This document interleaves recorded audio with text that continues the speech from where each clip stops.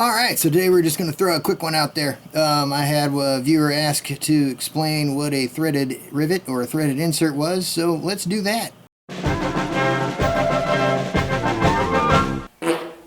Alright, so in the comments the other day on one of my older videos, a viewer was asking what a threaded rivet is. And they go by a lot of different names, alright? This is what it is. It's basically a rivet, just like this one. But the difference being, this one has a piece of metal going through it with a ball on the end of it. And this one is hollow through the center, and it's got threads on the inside so you can run a bolt through it. They both squish down exactly the same, and they use tools that look very much the same, like these here. Alright, so on the left we have a standard rivet tool. This is for installing rivets, regular old rivets. And what happens is they squish down, this piece breaks off, and it leaves a rivet in the piece. I'll show you that in a second. And then on the right, you'll notice it looks almost the same, but the big difference is up here. This one has a thread sticking out of it, and that's so you can install threaded rivets. Threaded inserts, trade name rivnuts or nutzert, but basically that just threads on there, if it's the right size, and that's what you use to install these. So it's the same mechanism, they work the same, they both just pull it and squish the rivet, but we'll show you the difference here. We'll show you what it looks like to squish a regular rivet. We'll show you what it's like to squish a threaded rivet. And you'll see that they're basically the same thing. Alright, so as you can see here, we're going to go ahead and install the regular rivet. And the way it works is you drill a hole of the appropriate size, you stick the rivet through, and using your rivet installation tool, you squeeze the rivet down, reset it, squeeze it as many times as you need to. You're going to have to reset it more on a thin piece of metal, but if you're clamping two fairly thick pieces of metal together and you've got the right length rivet, one clamp usually does the trick. But you squeeze it down until it breaks.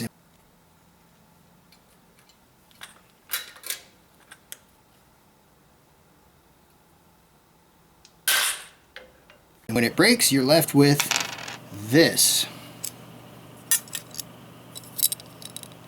You're left with a rivet, and this rivet, as you can see, you can't see through it because it's blocked off inside. This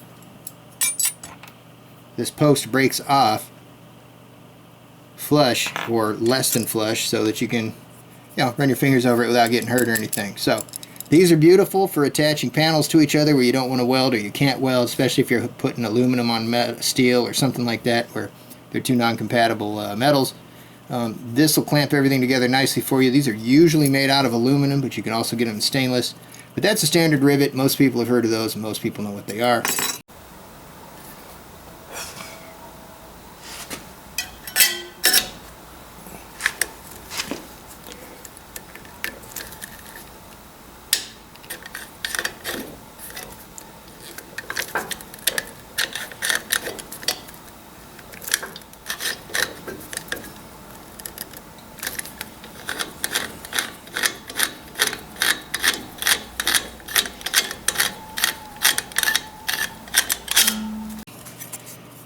And that, I can see you through there,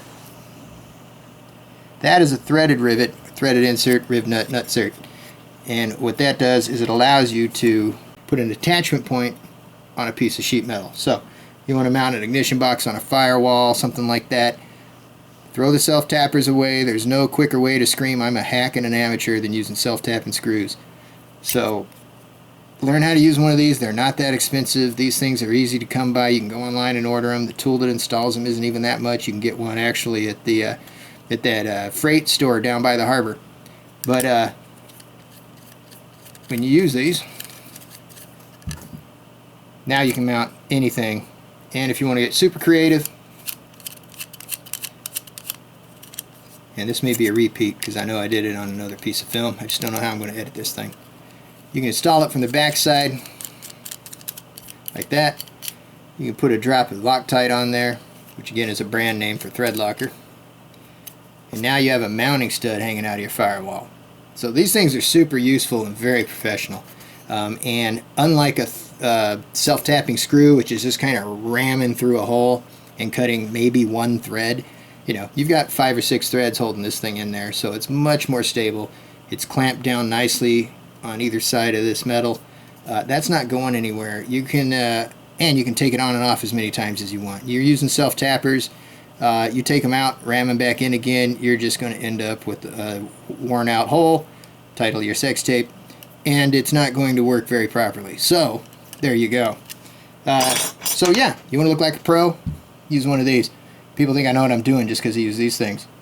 I got them totally fooled. Alright, so here they are in action. I built this in order to mount a fuse box. I was building a custom wiring harness for a guy, and I just got a standard 12 circuit fuse box and built my own harness. And the wires fed out the back of the fuse panel, and it was going in an off-road vehicle that was going to see a lot of rough driving in fields and things like that. So I wanted to put it up on a stand so the wires hanging out the bottom weren't just being crushed up against a firewall or something. That gave them some flexibility and some room to wiggle and vibrate a little bit without putting any real strain on any one spot. But you notice what we did to build this thing is we used rivets to hold the pieces together. These are just the standard rivets here.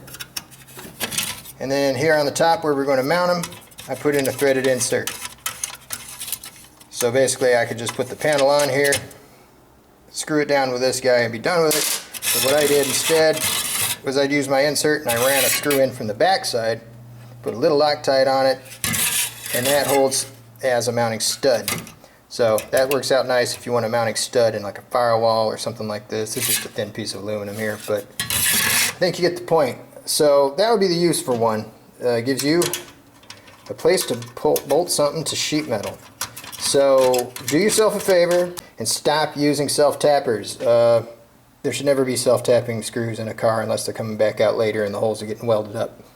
And you're not going to be gashing your hand open on the back of a self-tapper and end up with a scar like, I don't know if you can see it.